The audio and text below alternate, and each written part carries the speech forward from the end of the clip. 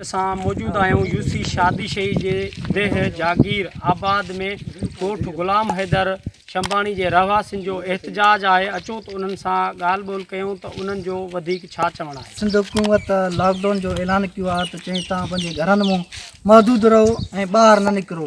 असां पंहिंजे घरनि में महदूद 15 ॾींहंनि खां वठी सिंध हुकूमत ऐलान किया आहे त ॻोठ वारनि खे राशन मिले ऐं उन्हनि खे मिले।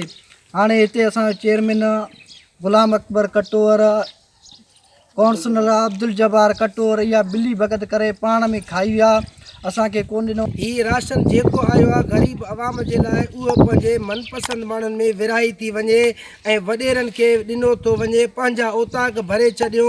हिन महिल ताईं असांजी का बि वाहुर न कयो।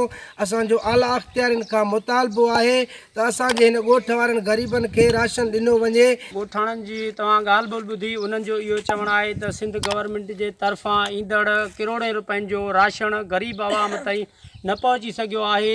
अब्दुल सत्तार मेहराणी, अवामी आवाज़, दारावण। विज़िट कयो अवामी आवाज़ मीडिया ग्रुप जी वेबसाइट awamiawaz.pk।